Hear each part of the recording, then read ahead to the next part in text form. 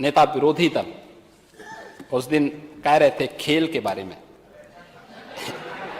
कह रहे थे कि आप अकेले अकेले क्यों कर रहे थे। भाई मैं तो अकेले ही हूं और अकेले ही आया हूं और अकेले ही जाना है, मैं तो अकेले ही जाऊंगा महोदय। हाँ मॉल में भी जाते, नहीं बॉल नहीं, मैं यही कह रहा हूं। लेकिन ये कैसे खेलते थे इसका मैं एक समाचार पत्रों को देख रहा था। मैंने कहा नेता विरोधी दल बहुत बड़े खिलाड़ी होंगे तो हो सकता हम इनका नाम किसी पुरस्कार के लिए भेज दें। भाई यूपी के किसी खिलाड़ी को मिले तो हमारे लिए तो ये बहुत अच्छी बात होनी चाहिए।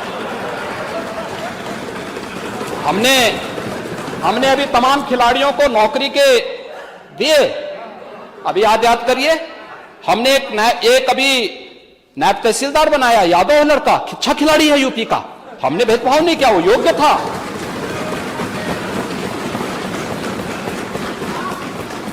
हमने ललित उपाध्याय को दिया, ओलंपिक में मेडल जीते थे, हमने डिप्टी एसपी बनाया है।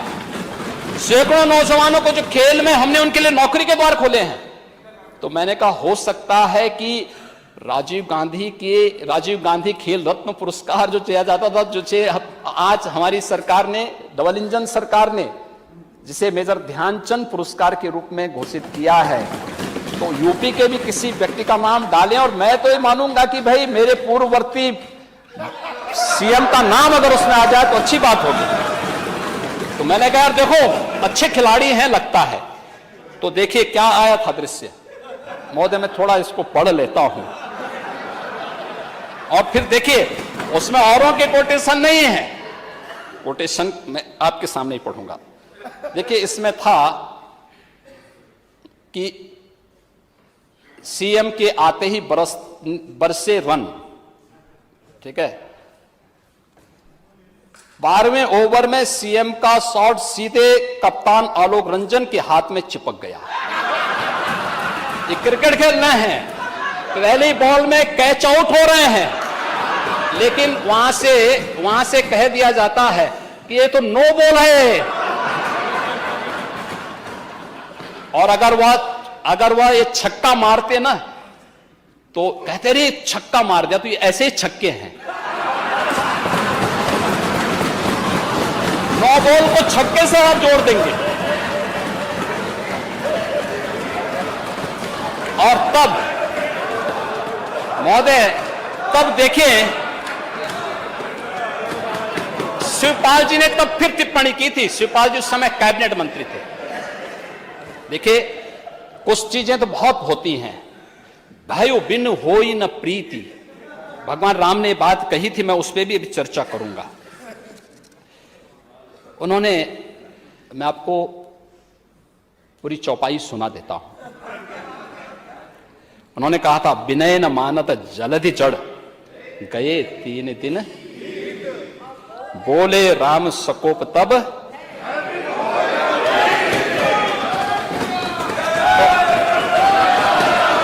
इधर के भय से ही सही, इधर के ही भय से सही, लेकिन कम से कम काका श्री को सम्मान मिलना प्रारंभ हो गया। ठीक है, उन्होंने उस समय बहुत अच्छी टिप्पणी की थी।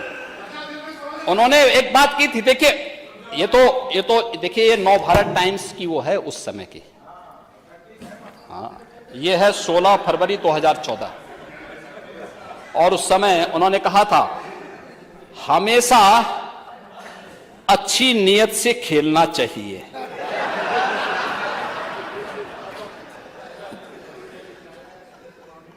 मेरे पास भी खेल का सर्टिफिकेट है और मैं आज भी खेल रहा हूं। हालांकि मंजिल तक पहुंचने के लिए खेल के साथ साथ दांव पेच भी आने चाहिए।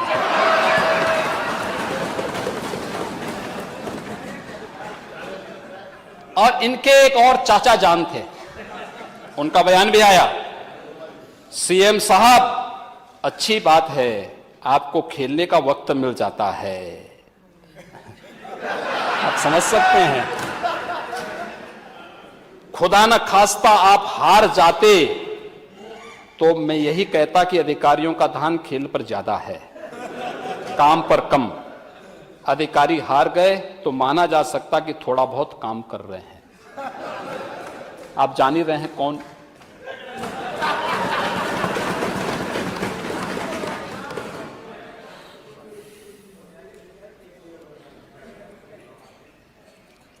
महोदय, ये इनका खेल होता था, और ये खेल तो और भी जगह इनके होते थे। बहुत खेल होते थे प्रदेश में, खेल ही खेल तो होते थे। खेल तो प्रदेश की जनता ने बहुत देखे हैं महोदय। इतने खेल, लैपटॉप घोटाले का खेल, खाद्यान्न घोटाला का खेल, गोमती रिवर फ्रंट घोटाले का खेल, केक की रिपोर्ट अभी आई है एक महोदय। एक कार्यकाल का 97,000 करोड़ रुपए के घोटाले का उल्लेख उन्होंने किया है। 97,000 करोड़। भर्ती घोटाला का खेल भी प्रदेश के अंदर हुआ है। और चयन आयोगों पर हाईकोर्ट की टिप्पणी, भर्तियों में जमकर भ्रष्टाचार और प्रतिभा के साथ छल, यह भी खेल होता था। और मुजफ्फरनगर के दंगे, मथुरा में राम वृक्ष कांड का खेल, और महोदय खन्ना जी के जनपद में एक पत्रकार जोगेंद्र सिंह को जिंदा जला दिया गया था। ये भी तो खेल हो रहा था।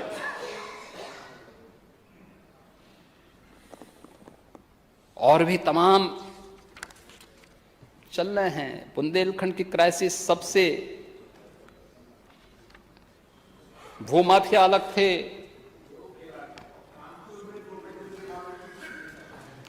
चल रहे हैं, उस पर भी आऊंगा भी। तमाम एक खेल एक और चल रहा था, आतंकियों पर लगे मुकदमों को वापस लेने का खेल भी चल रहा था। ये सभी खेल उत्तर प्रदेश के अंदर चलते थे महोदय। ये खेल कहां तक लेके जाएंगे लोग? और तो मुझे कर रहे थे, इसलिए मुझे ऐसा कुछ नहीं खेलना है। देखो, मैं एक सामान्य व्यक्ति और हर एक के साथ बहुत सद्भावना के साथ पेश आता हूं, सम्मानजनक व्यवहार करता हूं, सबका साथ और सबके विकास की बात करता हूं। लेकिन मैंने कह दिया ना कि कम से कम इधर के बहाने आपने काका श्री को ही सम्मान देना शुरू कर दिया। और शिवपाल जी, सचमुच में जब आपको देखता हूं तो मुझे महाभारत का दृश्य याद आने लग जाता है। आप जैसा अनुभवी व्यक्ति सचमुच हर बार चले जाते हैं, बार बार अपमानित होते हैं। आपके अनुभव, आपके संघर्षों का लाभ समाजवादी पार्टी को नहीं लेना चाहिए। और अरे आप चिंता मत करिए,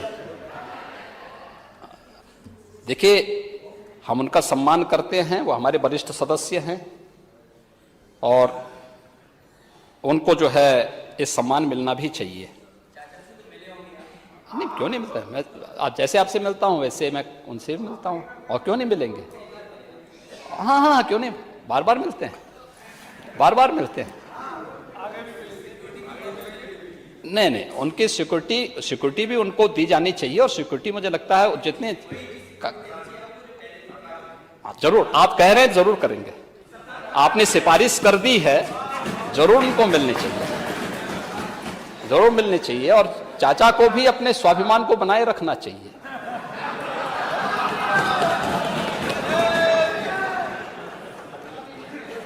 महोदय, लेकिन मैं एक बात जानना चाहता हूँ। साढ़ पे भी कह दीजिए, साढ़ पे।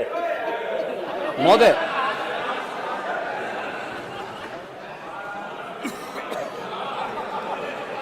एक और प्रकरण जो इन्होंने इस दौरान उठाया, जब पूरी दुनिया, पूरा देश यूपी के अंदर आया था, हां, आपने आखिर क्यों इतना उनका अपमान कर रहे थे?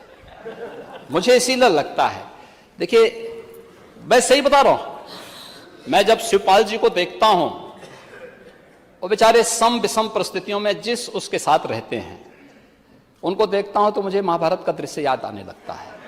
और मैं उनके कह सकता हूं, और बहुत सहज दृश्य उनका, जो सरल स्वभाव है, तो उस सरल स्वभाव के नाते मैं आपको याद दिलाना चाहता हूं, देखो ज्यादा अपमान करना बंद कर दें, सम्मान देना शुरू करें और उनको उनकी गरिमा के अनुरूप करना चाहिए। महोदय, एक कुछ प्रकरण जो इन्होंने जानबूझ करके उठाए उत्तर प्रदेश के अंदर, ये खास तौर पर जैसे ही ये शुरू हुआ ग्लोबल इन्वेस्टर समिट का, और पूरे देश के अंदर, दुनिया के अंदर हमारे वरिष्ठ सहयोगी मंत्रीगण की टीम जाने लग गई रोड शो के लिए, तो उस समय समाजवादी पार्टी ने अपने यहां से फिर एक नया शगुफा छोड़ने का प्रयास किया, और था मध्यकाल के एक बहुत प्रसिद्ध धार्मिक ग्रंथ को लेकर के, श्री रामचरितमानस को लेकर के, तुलसीदास जी को लेकर के। महोदय, संत तुलसीदास जी ने जिस कालखंड में रामचरितमानस की रचना की थी,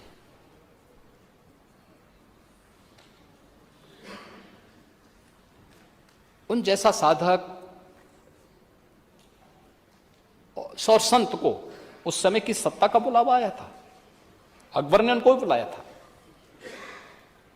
तुलसीदास जी ने तो एक ही बात उनको कह दी थी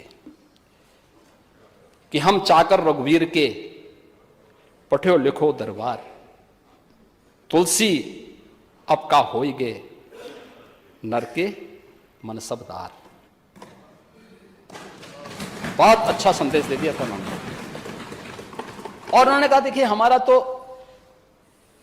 एक ही राजा है, वो राम है, बाकी राम के अलावा मैं किसी को राजा नहीं मानता। आज भी रामलीलाओं का जो प्रचलन है, संत तुलसीदास जी की देन है, समाज को एकजुट करने के लिए।